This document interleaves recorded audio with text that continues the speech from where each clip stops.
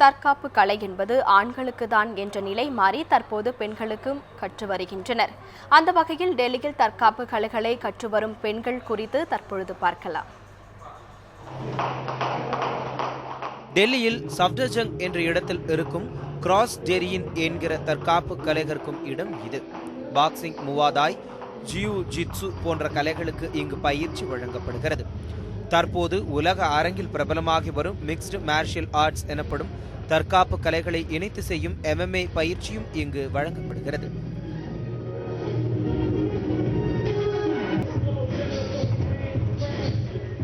கடினமான இந்த பயிற்சியை ஆண்களுடன் பெண்களும் இணைந்து கற்று வருகின்றனர்.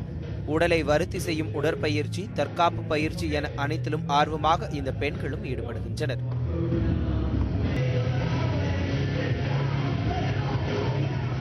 We teach reality of self-defense. For example, பெண்களுக்கு தற்காப்பு கலை கற்றுக் கொடுக்கும் இடங்களில் பொதுவாக யாராவது பர்ஸை பறித்து கொண்டு ஓடினால் அல்லது கையை பிடித்து இழுத்தால் என்ன செய்வது என்று சொல்லித் தருவார். ஆனா இங்க உண்மையான தற்காப்பு, அதாவது பாலியல் தாக்குதல் நடக்கும்போது பெண்கள் தற்காத்துக் கொள்வதற்கான பயிற்சிகள் வழங்கப்படுகிறது. பிரசிலியன் ஜிஜிட்சு என்கிற தற்காப்பு முறையில் தன்னை விட பலம் வாய்ந்த எதிரியை கூட வீழ்த்த முடியும். ஆக இது போன்ற பயிற்சிகள் மூலம் பெண்களை தயார்படுத்துகிறோம். No, that's not how it works, unfortunately, and we're teaching everything real.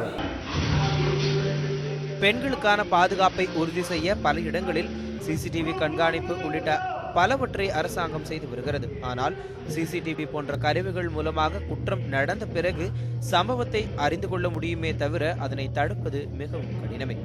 எனவே இதுபோன்ற தற்காப்பு கலை கற்று வருவதாகவும் இதன் மூலம் தங்களுக்கு நம்பிக்கை அதிகமாகிறது என்றும் கூறுகிறார் தற்காப்பு கலை கற்கும் சாந்தினி. இங்கு எங்களுக்குள்ள பயிற்சி மிகவும் கடுமையா இருக்கு. ஆண்கள் பெண்கள்னு பயிற்சியில 2 பேரும் ஈடுபடுவோம்.